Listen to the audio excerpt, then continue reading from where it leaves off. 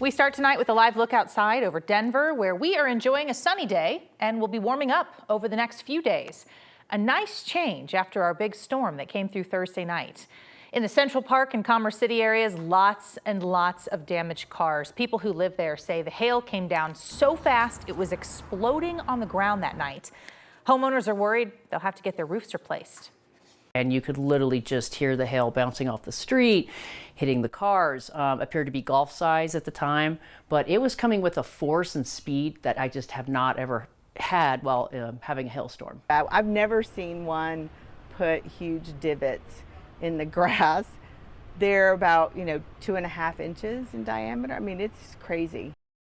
Crazy indeed. Green Valley Ranch also got hit hard in that hailstorm. People in that neighborhood say there was heavy rain and lightning for at least a half hour Thursday night, plus all the hail covering the roads, the cars, and their roofs. It sounded like somebody was playing the drums on the roof. And then I looked outside, it was hard, and then an hour later I got up, looked, and it was still going. It beat the crap out of my house. Like literally all that was not there. And then the banisters, it took my plants down. I tried to put them up to make me feel better. But yeah, it just did a real beating. The good news, Green Valley Ranch Golf Club reopened today. The course had to close yesterday because of hail damage there. It really tore up the green. And they had to cancel the Colorado Women's Open Golf Tournament, the play that was scheduled for yesterday. The greens, are so soft and fragile, more or less. And when you have ice balls falling from the sky that are, hitting the ground, obviously, hail damage can, hurt structures or houses, cars, windshields, as we saw all over the metro area. But when it's hitting the greens, it creates like big ball marks on the greens. They did still get to hold the awards ceremony yesterday morning. The GM of the course says golf players kind of learn to expect these kind of weather impacts. So it has been a busy week, Lauren. Last night was a little busy. Storms missed Denver. What about tonight? Well, we are still expecting those storms all across the eastern plains where we have a couple severe thunderstorm warnings in place. Now, let's go ahead and back up with a little bit of a wider view across the area right now where, this isn't moving. But we do have a couple severe thunderstorm warnings in place. One of them is going to be right over Otis. That's just east of Akron. The other one is right over Sterling, making its way into Padrone and toward the Nebraska Panhandle. So we're going to continue to watch for both of these severe thunderstorm warnings to produce quarter-size hail. We're also looking for winds to gust up to around 50 miles per hour with a lot of heavy rain, possible localized flooding, and then again, lots of lightning and thunder. Outside of that, you are seeing a big blue square. That's going to be the entire eastern plains under severe thunderstorm watch as we go through the rest of the evening. That doesn't expire until 9 o'clock this evening. So I'll have more details on all of these storms, what we're expecting through the rest of the night, and what the rest of your weekend will look like just ahead.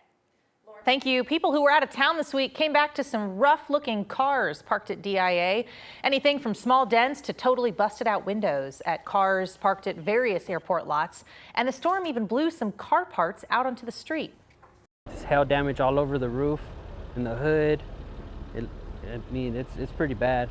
I'm just surprised on how bad, there must have been pretty big-sized pieces of hail. I lived in Denver for a couple years, and I always dodged them. Now I live in Aspen, and that's unfortunate. Auto body shops are going to be very busy this week. At all auto hail in Commerce City, staff members say appointments are filling up quick.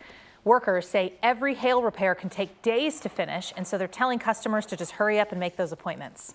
Those people that are calling right now and making their claims, their cars will get fixed in 2 weeks, 3 weeks.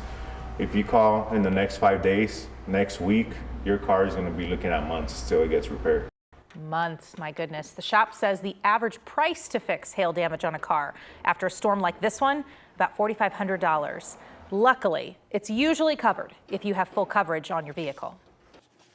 Other headlines today, West Metro Fire is looking into a fire that destroyed 4 classic cars along with other vehicles.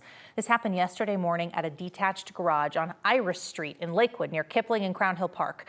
Firefighters worked very quickly to keep that fire from spreading to another garage close by, and now they're trying to figure out how exactly that fire started.